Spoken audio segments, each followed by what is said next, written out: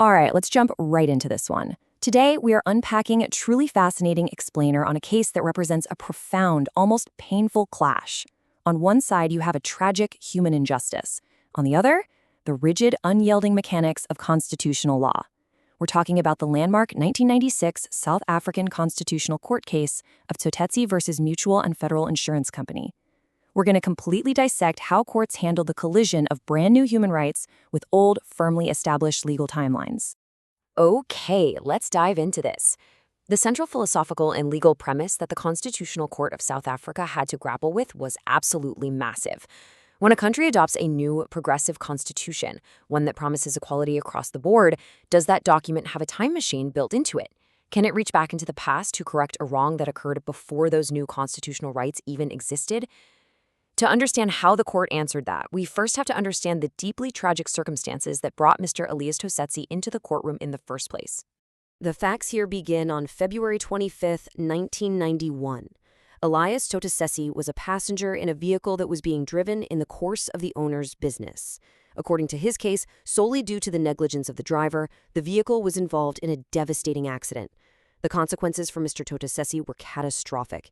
He was rendered a quadriplegic. The human reality behind all the legal jargon we're about to get into is one of severe, life-altering trauma, caused entirely by someone else's negligence.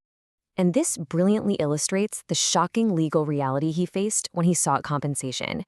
Mr. Tsotetsi sued the insurance company for just over 1.1 million rand to cover his extensive, lifelong damages. But he instantly hit a brick wall, a microscopic statutory cap of just 25,000 rand. Why? Because under the old Multilateral Motor Vehicle Accidents Fund Act of 1989, the entitlement to damages for a passenger in a vehicle being used for the owner's business was strictly limited to that 25,000 rand ceiling. It was a massive, seemingly insurmountable gap between what he needed and what the law allowed. But then, the legal landscape of South Africa shifted seismically. In 1994, the new South African Constitution came into effect, and it brought with it a powerful Bill of Rights, including a fundamental guarantee of equality. For Mr. Tsotetsi's legal team, this looked like the ultimate silver bullet. They argued that the old 25,000 rand cap was fundamentally unequal and discriminatory.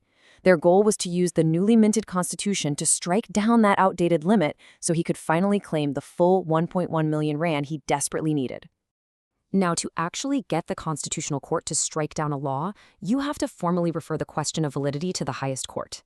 And getting there requires clearing some very specific legal hurdles outlined in Section 1021. First, the issue must be within the exclusive jurisdiction of the Constitutional Court, and striking down a national statute definitely qualifies. Second, the constitutional question must be decisive for the specific case at hand. And third, the referral has to be in the interest of justice, basically meaning there has to be a reasonable prospect of success. As we'll see in a minute, it was that second requirement, whether the question could actually decide this specific case, that became the ultimate roadblock. Let's move to and see how this builds into the central problem of the entire case, the timeline. In 1991, the accident happens. Then, in April 1994, literally right before the new constitution takes effect, the summons is issued. It isn't until 1996 that the Constitutional Court delivers its judgment. The fatal flaw for the applicant was completely chronological. The injury and the legal facts surrounding it occurred years before the constitutional rights he wanted to rely on even existed. Which brings us to a really crucial legal concept known as vested rights. In the eyes of the law, rights and liabilities don't just float around in the ether waiting to be defined. They become completely fixed at the exact moment an event occurs. So on February 25, 1991, the very moment the crash happened, the insurance company's liability to pay damages became instantly fixed based on the laws that existed on that exact day. And the law heavily disfavors retroactivity, meaning it generally does not allow new laws to reach backward and alter these vested, fixed liabilities. Justice O'Regan, writing for a unanimous court, crystallized this application of the non-retroactivity rule. She stated, "The liability of the respondent to pay damages, fixed as it was at the time of the accident, could not subsequently have been expanded by the Constitution." The court actually relied heavily on a previous precedent, a case called Duplessis v. de Klerk, which firmly established that the 1994 Constitution cannot ordinarily be construed as interfering with rights or liabilities that vested before it came into force. Now, you might be wondering, what about exceptions? Surely there has to be a way around this. While the applicant's legal team certainly thought so, they pivoted to a really compelling counterargument. They essentially asked, what if enforcing the old law is so deeply unjust and such a gross violation of equality that a just legal system simply cannot countenance it? Surely, they argued, a massive violation of the new Bill of Rights by a state institution has to warrant an exception to the strict timeline rule, right? The court did acknowledge that there might be exceptional circumstances where the general rule of non-retroactivity could be bypassed. They had left that door just slightly cracked in previous cases. But if such an exception were to exist, it would require passing a very strict two-step test. Step 1, you must prove that the old law was a gross violation of the Bill of Rights, not just a standard breach, but a gross one. Step 2, you must show special and peculiar reasons that demand the court make an extraordinary retroactive order in this specific instance. Applying this test, the court delivered a rather hard, uncompromising truth. They concluded that even if Mr. Tsotetsi could persuade them that the 25,000 rand cap breached the new equality clause, it just didn't rise to the level of a gross breach necessary to make a special exception to the rule of time. The legal system absolutely demands certainty. While the outcome for the individual here was undeniably tragic and the compensation vastly inadequate, it simply wasn't enough to shatter the fundamental principle that laws generally only look forward, not backward. But the court's reasoning didn't actually stop at legal theory and vested rights. They had to transition from the microscopic view of one individual's tragedy to the macroscopic reality of the state's budget. Because the defendant was an appointed agent for the Multilateral Motor Vehicle Accidents Fund, which is a massive state welfare program, altering the rules of liability retroactively wouldn't just impact this one single case. It would impact the entire nation's financial system. Now, what's really interesting about this is the sheer, staggering scale of the financial reality the court was presented with.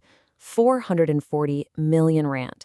Based on expert reports provided to the court, if they declared the old cap unconstitutional and applied it retrospectively, the welfare fund would instantly face an additional, non-recurring liability of 440 million rand for outstanding past claims. And that's not all. It would also add an extra 200 million rand in liabilities every single year going forward. To understand why those numbers were fatal to the applicant's case, we just have to look at the math. Between 1993 and 1995, the fund's income was sitting at roughly 1 billion rand annually. Meanwhile, their expenses were virtually identical, ranging from 855 million up to just over 1 billion rand. The fund was, quite literally, barely breaking even. If the court forced them to suddenly absorb a 440 million rand historical hit, plus an extra 200 million annually, it would completely bankrupt a major social benefit program designed to help millions of people. So the crucial point is summarized perfectly by Justice O'Regan once again. The court would not lightly make an order the effect of which would be to grossly distort the financial affairs of a welfare program. The justices had a very pragmatic duty to protect public policy and systemic stability. Sure, overturning the cap retroactively might have provided justice for Mr. Tsotetsi, but it would have essentially destroyed the system that provides compensation for everyone else. The interests of good government and public finance heavily outweighed the individual claim. Ultimately, this permanently closed the constitutional avenue for Mr. Tsotetsi. Because the constitutional question could not retroactively change his fixed liability, it wasn't decisive for his case, which made the referral to the Constitutional Court invalid. The court also denied a petition for direct access, noting there were no exceptional circumstances to bypass normal procedures, and they remitted the matter back to the lower court. In the end, neither side was ordered to pay the other's legal costs. This case leaves us with a profound, lingering thought to ponder. The law is so often forced into cold calculus. The Tsotetsi case perfectly visualizes the harsh realities of constitutional transitions. Think about it. Where must a society draw the line between fully compensating a devastating individual tragedy and preserving the economic viability of the very systems designed to protect the broader public? It is a delicate, sometimes incredibly painful balance. But as we saw today, it's a balance the courts are rigorously required to maintain.